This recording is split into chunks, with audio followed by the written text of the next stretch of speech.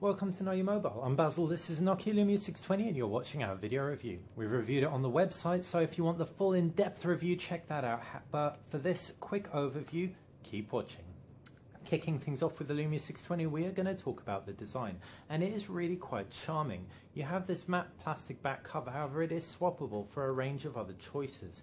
If we wanted to just put our thumb on the camera mount, push through, we can very easily remove the back cover, however it does feel secure when on.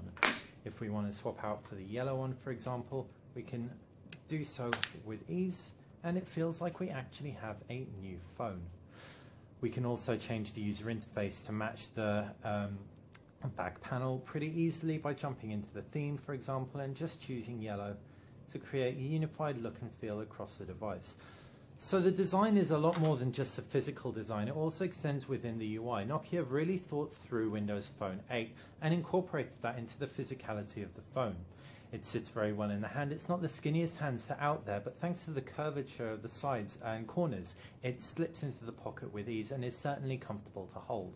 The screen's also beautiful. You've got a WVGA display at 3.8 inches with the same resolutions as the Nokia Lumia 820. The pixel density is actually sharper and it noticeably looks it. Text looks great, whites look really, really nice and pure, and all in all, we're impressed with the Nokia Lumia 620's screen. It even packs a clear black technology Nokia have put on the higher end screens so far. So for 150 quid, we really aren't going to complain that it's on here too.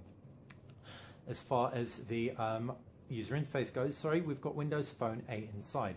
Windows Phone 8, as we all know, is a very simple OS comprised primarily of two home screens. You've got these live tiles which indicate when you have notifications that have come in, and you can pin new tiles to the home screen with little more than a long press.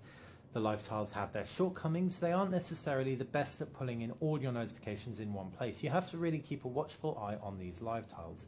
If we pull down the bar at the top, for example, we get a few key indications, but not a full notifications list such as text messages, missed calls, etc. Though many of these can indeed be accessed through the lock screen, as you can see. Another shortcoming of Windows Phone 8 is the fact that the App Store isn't quite as comprehensive as Android or iOS. So if you are coming from those operating systems, you should probably check your key apps, make sure they are available on here. If you're coming fresh, however, then you should be absolutely fine. Apps like Spotify and WhatsApp have just made their way onto Windows Phone 8, and all the key ones are there, bar things like Instagram, for example, or Vine. That said, Windows Phone 8, definitely a great first OS for people to get to grips with their smartphones with. It's really, really easy to get your head around, and it's very, very nice and visually pleasing with a unified typeface and clean themes. Moving on to the camera, and you have a 5 megapixel autofocus camera on the back.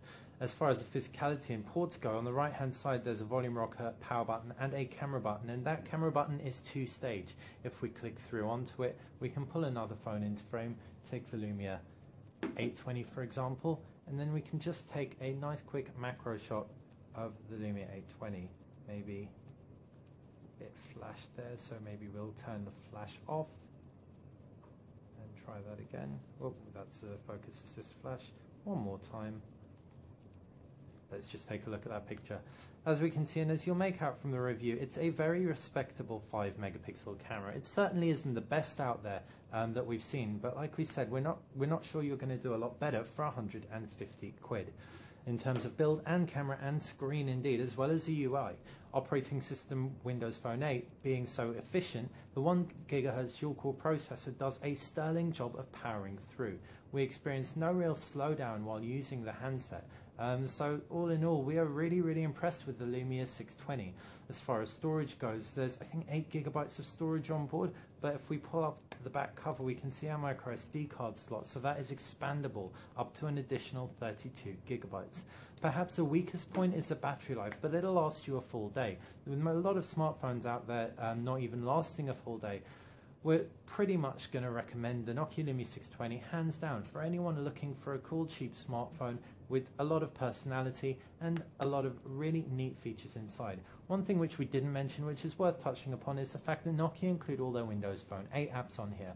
And this means you get a full GPS out of the box, that's the sat navigation. You get offline map caching with Nokia Maps, as well as Nokia's mixed radio service for music. If you want a more comprehensive set of music options, you can just subscribe to Xbox Music. So that has been our review of the Nokia Lumia 620. If you have any questions, please fire us a comment below. Thanks for watching Know Your Mobile. Feel free to subscribe to this channel if you like this video.